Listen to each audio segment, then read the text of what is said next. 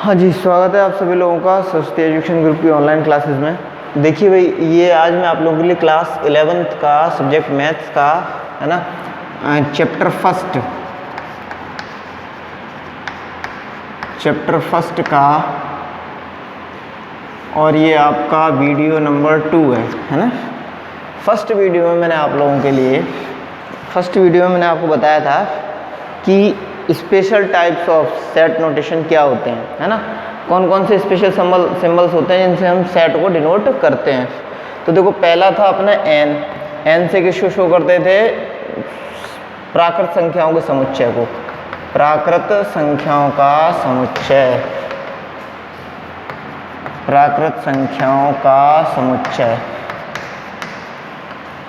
N से show करते थे अपने प्राकृत संख्याओं के समुच्चय को, ठीक। अच्छा, उसके बाद में सेकंड वन है अपने एन के बाद उसमें 0 मिला दिया तो डब्ल्यू था। डब्ल्यू से शो करते थे अपन पूर्ण संख्याओं के समुच्चय को, पूर्ण संख्याएं। उसके बाद अपने आई था, आई से शो करते थे अपने इंटीजर्स यानी कि पूर्णांकों के समुच्चय को, पूर्णांकों का समुच्चय, ठीक। अच्छा, उसके बाद अपन देखते हैं आई के बाद में आता अपना क्यू से शो करते हैं अपन परमेय संख्याओं का समुच्चय, परमेय संख्याओं का समुच्चय।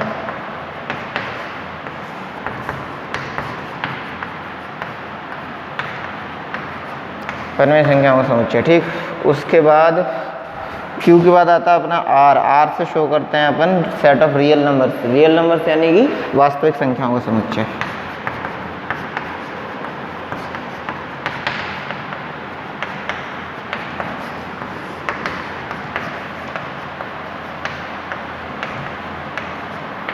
वास्तविक संख्याओं का समुच्चय। अच्छा, अब इसके बाद में आपके क्या रहता है भाई, ये तो सारे सेट्स जाते ही हैं अपने एन से लेके आर तक। इसके बाद सी से शो करते हैं अपने सेट ऑफ कॉम्प्लेक्स नंबर्स, ठीक है, यानी कि सम्मिश्र संख्याओं का समुच्चय।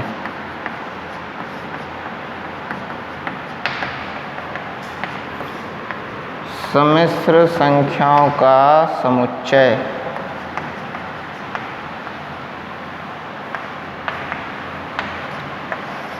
सेट ऑफ कॉम्प्लेक्स नंबर्स, ठीक। यहाँ तक हो गया। अब देखो, ध्यान देंगे भाई, सी में सी प्लस और सी माइनस भी अपन मतलब लेना चाहो तो ले सकते हैं, वरना कोई मैटर नहीं करता। वो ऑर्डर प्रॉपर्टी जो रहती है वो फॉलो नहीं करती कॉम्प्लेक्स नंबर्स में, ठीक। अब अपने इससे थोड़ा आगे चलते हैं।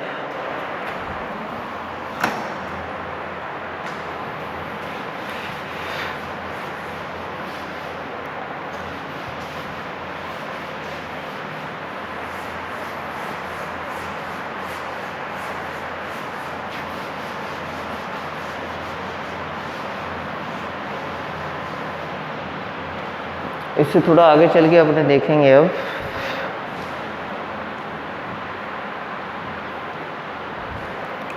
आगे अपना नेक्स्ट है नोटेशन ऑफ सेट्स। नोटेशन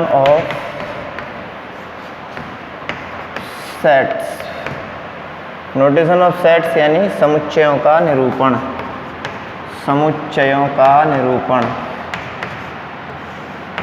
समुच्चयों का निरूपण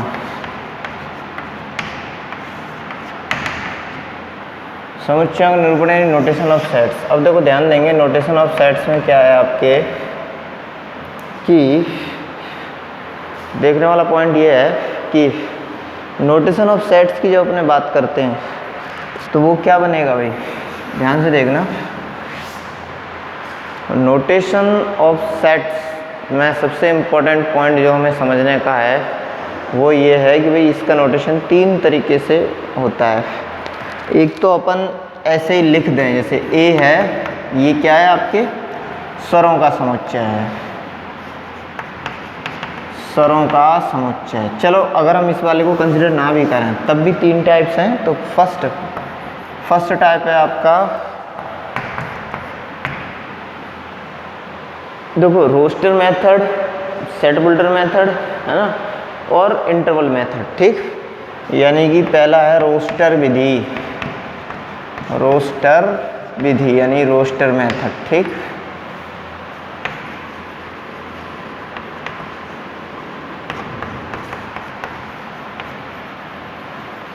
इसको सारणीयन विधि भी बोलते हैं, इसको क्या बोलते हैं, सारणीयन विधि, सारणीयन विधि। उसके बाद अगला है सारणीयन विधि के बाद नेक्स्ट वन इज गुण विधि और समुच्चय निर्माण विधि। गुण विधि या समुच्चय निर्माण विधि, गुण विधि या समुच्चय निर्माण विधि। गुण विधि या समुच्चय निर्माण विधि को सेट बुल्डर मेथड बोलते हैं, सेट बुल्डर मेथड।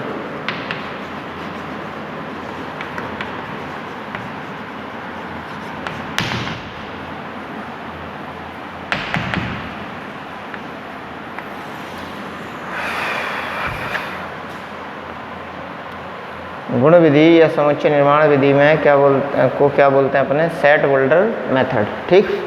तो पहला है रोस्टर मेथड या सारणीयन विधि। इसमें क्या करते हैं अपने, अगर कोई समुच्चय ए है जिसको मैं जनरली लिख रहा हूँ, अभी जैसे पहले लिख रहा था ना स्टार्टिंग में, वही चीज़ रिपीट कर रहा हूँ। तो अगर हम जनरली इसको ए को लिखते हैं अंग्रेजी वर्णमाला के स्वरों का समुच्चय है, अंग्रेजी वर्णमाला के स्वरों का समुच्चय है, अंग्रेजी वर्णमाला के स्वरों का समुच्चय है, अंग्रेजी वर्णमाला के स्वरों का समुच्चय है, ठीक है ना। तो इसी को जब हम रोस्टर मेथड में लिखेंगे तो ए इक्वल्स टू क्या बनेगा, अब इनकी सारणी बना दो, सारे स्वरों को लिख दो, एक भी स्वर एक्स्ट्रा ना हो अंदर, और ऐसा भी ना हो कि भाई कम रह गए, जितने स्वर होते हैं उनमें से एक आध बाहर रह गया, अंदर कम लिखे आपने, ऐसे भी ना हो, ठीक है। इसलिए बोलते हैं सुपरिभाषित समूह, ठीक है ना। तो ये है ए ई आई ओ यू, ये है आपके, दिस इज आर सेट, है ना। यही है आपके सेट का कौन सा, roster representation of a set, यानी समुच्चय निर्माण की सारणीयन विधि, ठीक। अब आगे देखते हैं अपन, नेक्स्ट है गुण विधि या समुच्चय निर्माण विधि, सेट बुल्डर मेथड। गुण विधि या समुच्चय निर्माण विधि यानी कि सेट बुल्डर मेथड, ठीक। तो अब देखो ध्यान देंगे अपने, गुण विधि या समुच्चय निर्माण विधि यानी कि सेट बुल्डर मेथड की जब अपने बात करते हैं तो वो क्या बनेगा, ध्यान से समझना। देखो इसमें क्या है कि हम एक जो कॉमन प्रॉपर्टी रहती है ना, सभी एलिमेंट्स की जो कॉमन प्रॉपर्टी रहती है उसको अपन लिख देते हैं, और जो सेट का एलिमेंट होता है उसको एक वेरिएबल मानते हैं, X Y Z, generally X को मानते हैं, ठीक है। तो जैसे अपन देखेंगे ए इक्वल्स टू अगर इसमें लिखेंगे तो वो क्या होगा आपके x such that x is that x, है ना। और क्या है, अंग्रेजी वर्णमाला का एक स्वर है, अंग्रेजी वर्णमाला का एक स्वर है, एक्स इज दैट एक्स, अंग्रेजी वर्णमाला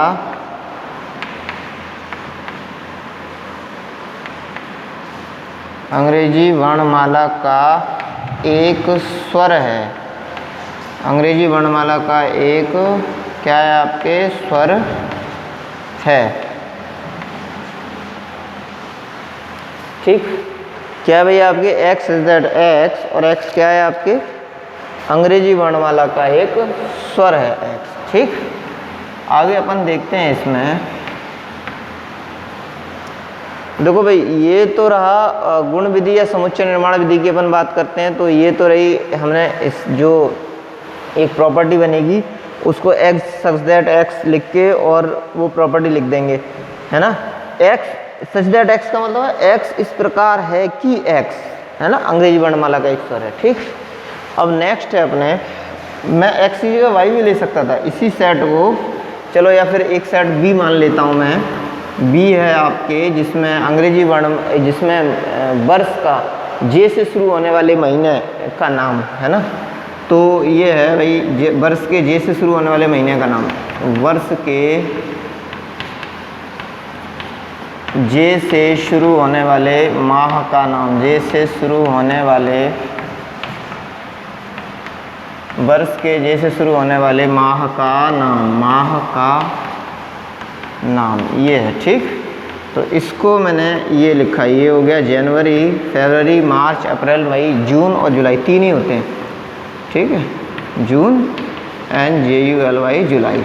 ठीक, अब इसी चीज़ को मैं जब यहाँ पे लिखूँगा अपने सेट होल्डर फॉर्म में, यानी गुण विधि से, तो वो क्या बनेगा, उसको मैंने बाई सच दैट बाई, यहाँ वेरिएबल को बाई मान लिया। बाई इस प्रकार है कि बाई, अब आगे क्या लिखूँगा मैं, बस ये जो लिखा है ना ये, इसको मैं यहाँ पे लिख दूंगा क्योंकि ये प्रॉपर्टी है सभी में, सारे एलिमेंट्स में। ये एलिमेंट्स होते हैं, है ना, जिनको जनरली इंग्लिश अल्फ़ाबेट के स्मॉल लेटर से रिप्रेजेंट करते हैं। ठीक, तो ये जो दिए गए हैं इनको मैंने यहाँ पे लिख दिया वाई सच दैट वाई, और आगे क्या है आपका वर्ष का, है ना, वर्ष का जे से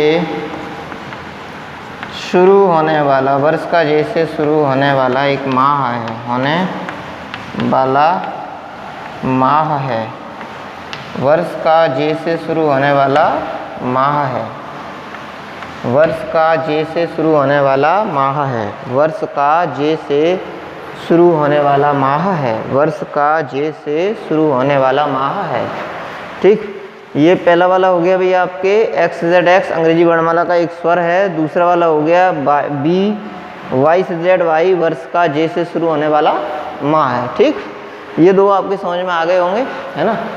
अब क्लियरली आपको हमें पता है, जब हम लिस्टेड कर देते हैं एलिमेंट्स को, यानी एलिमेंट्स की एक लिस्ट बना के, सारणी बना के जब लिख देते हैं करली ब्रैकेट्स के बीच में, तो वो कौन सी विधि रहती है, वो सारणीय विधि या रोस्टर मेथड रहता है रिप्रेजेंट करने का। ठीक, और जब हम करली ब्रैकेट्स में x इज दैट x लिख के, x इज दैट x लिख के और सभी एलिमेंट्स में आने वाली प्रॉपर्टी को लिखते हैं, सभी एलिमेंट्स में आने वाली प्रॉपर्टी को मेंशन करते हैं, तो वो जो आपके मेथड बनता है उसको अपने बोलते हैं, उस मेथड को अपने बोलते हैं गुण विधि या समुच्चय निर्माण विधि, गुण विधि या समुच्चय निर्माण विधि बोलते हैं उसको। ठीक, चलिए नेक्स्ट है आपके और थर्ड मेथड इज अंतराल विधि।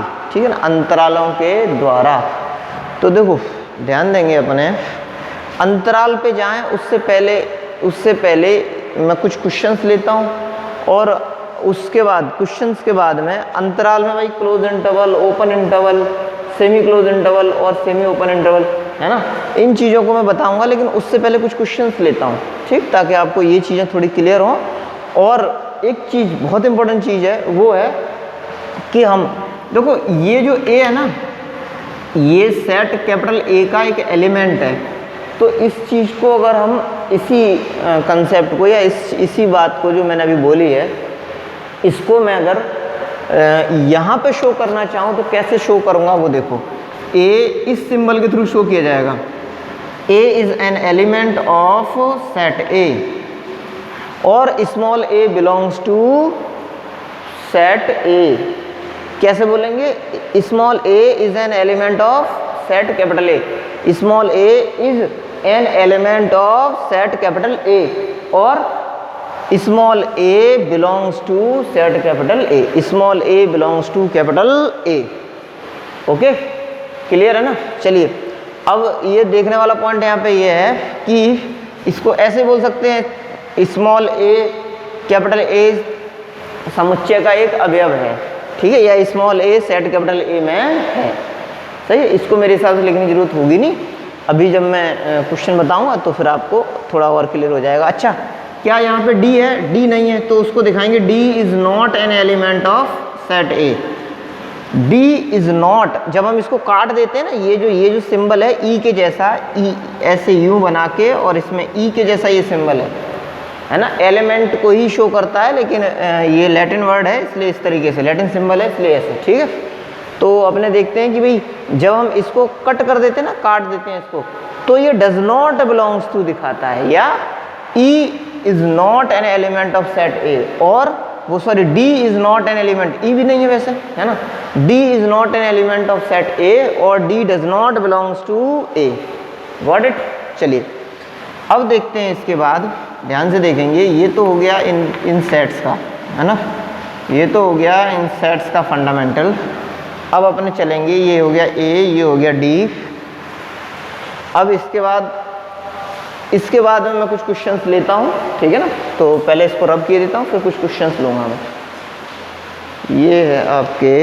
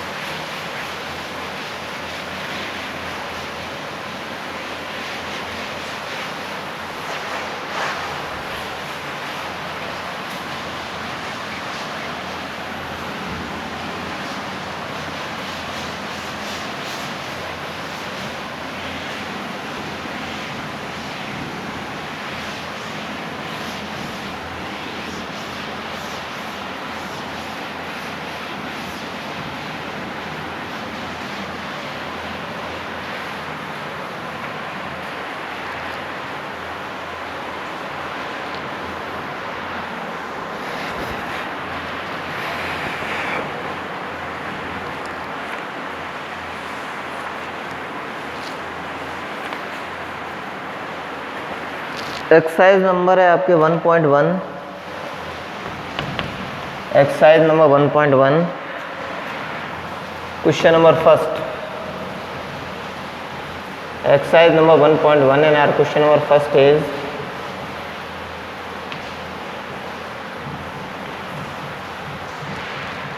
निम्न स्थानों में एफ बिलोंग्स टू और डज नॉट बिलोंग्स टू को भरकर सही कथन बनाइए। निम्न स्थानों में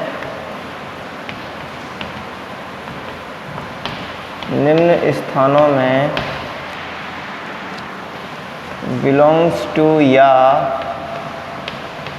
डज नॉट बिलोंग्स टू भरकर सही कथन बनाइए, भरकर सही कथन बनाइए।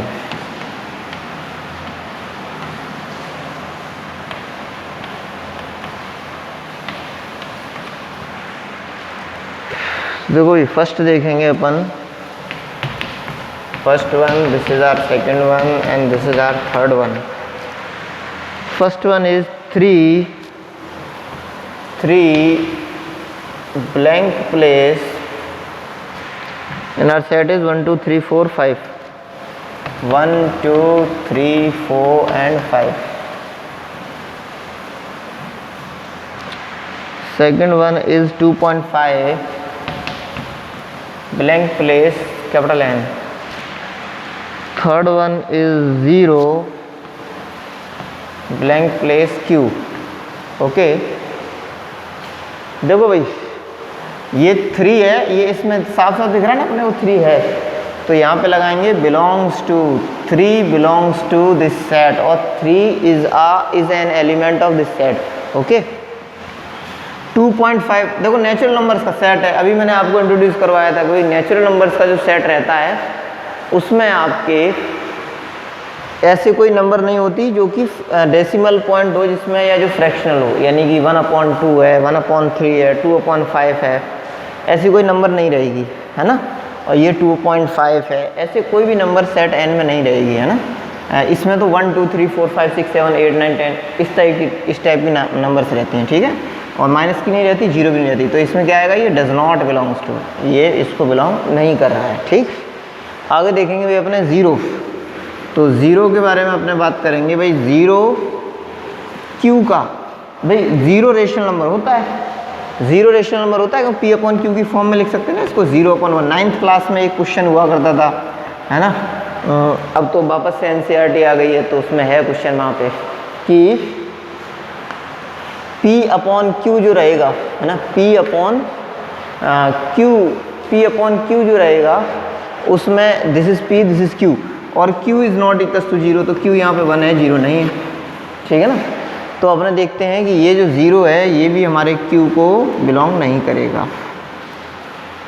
सॉरी 0 Q को बिलोंग करेगा। 0 is an element of Q। ठीक, नेक्स्ट वन इज, अब देखो आगे फिर से नोट कर लो आप इसको तब तक।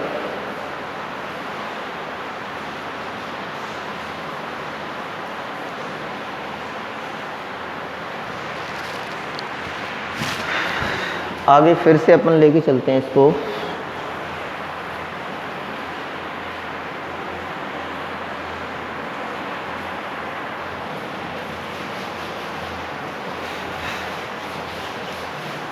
ये चीज़ अब आपको क्लियर हो गई होगी है ना एलिमेंट्स के बारे में।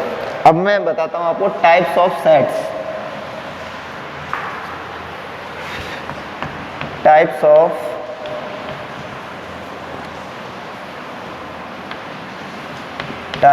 ऑफ सेट्स, समुच्चयों के प्रकार। समुच्चयों के प्रकार, समुच्चयों के प्रकार की जब अपने बात करते हैं तो देखो वो क्या होगा। देखो भाई, समुच्चयों के प्रकार की जब अपने बात करेंगे तो अपना फर्स्ट समुच्चय, देखो सबसे पहले तो हमें एलिमेंट्स के अकॉर्डिंग टू एलिमेंट्स अपने देखते हैं सबसे पहले तो, है ना। तो अगर समुच्चय में कोई भी अवयव ना हो, किसी ऐसे सेट की बात होने लगे जिसमें कोई भी एलिमेंट है ही नहीं, है, किसी ऐसे सेट की बात होने लगे जिसमें कोई भी अवयव है ही नहीं, ठीक है, तो उसको अपन बोलते हैं, उसको अपन शो करते हैं फाई से। उसको अपन क्या शो करते हैं? फाई से। और वो क्या होता है आपका? रिक्त समुच्चय। या चलिए, तो फर्स्ट सेट है अपना, इसको रिक्त समुच्चय बोलते हैं, है ना।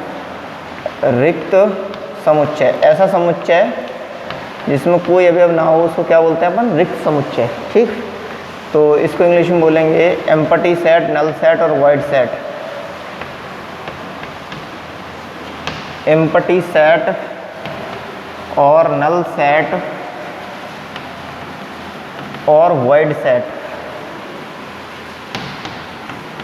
एम्प्टी सेट और नल सेट और वॉइड सेट। ठीक, चलिए, ये क्या होता है भाई?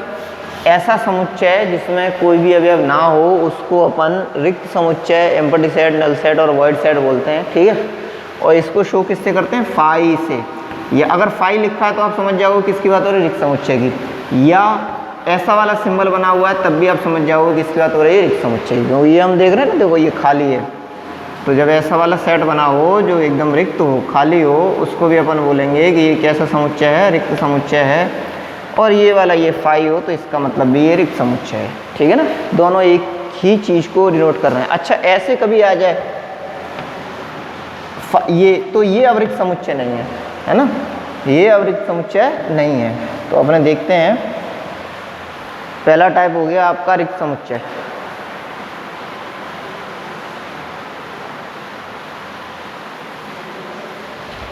नेक्स्ट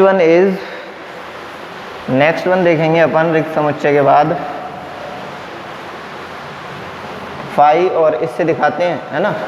और नेक्स्ट वन है आपके एकल समुच्चय, सिंगलटन सेट। एकल समुच्चय,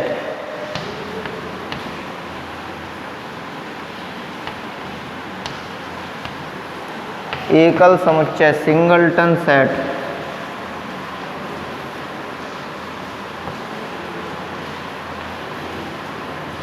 सिंगलटन सेट यानी एकल समुच्चय देखेंगे। अगला है आपके सिंगलटन सेट यानी एकल समुच्चय। अब देखो, एकल समुच्चय में अपन बात करते हैं किसकी? सिंगलटन सेट में क्या रहेगा भैया? आपके ध्यान से देखना, एकल समुच्चय यानी सिंगलटन सेट में केवल एक ही अवयव होता है, ओनली वन एलिमेंट, है ना। तो देखो ये 4 है ना, 5, इसमें केवल एक ही समुच्चय है ना, ये सिंगलटन सेट होगा। अच्छा, अगर इसमें ये 5 का सिंबल आ जाता है तो इसका मतलब ये अब सिंबल एज आ एलिमेंट आया हुआ है, यानी कि यहाँ पे एक ही एलिमेंट है, तो इसको भी अपन सिंगलटन सेट में ही लेंगे। किस में लेंगे? सिंगल, उसके बाद टन और उसके बाद सेट। क्लियर? चलिए, अच्छा, अगर हम सेट बिल्डर मेथड में लिखना चाहें इसको तो एक्स इज दैट एक्स, है ना। और क्या है आपके? ये वाला सेट है, इसी को मैं सेट बिल्डर मेथड में लिख रहा हूँ। 3 व 5 के बीच का पूर्णांक है, 3 और 5 के बीच का पूर्णांक है या बीच की नेचुरल नंबर है, ठीक है। 3 और 5 के बीच में एक ही पूर्णांक होता है 4। तो देखो आज सेट के दो टाइप्स हो रहे हैं आपके। First one is null set, void set और empty set, and second one is singleton set, ठीक। नेक्स्ट आगे के मैं नेक्स्ट वीडियो में आपको बताऊंगा। So till then stay home, stay safe and bye bye.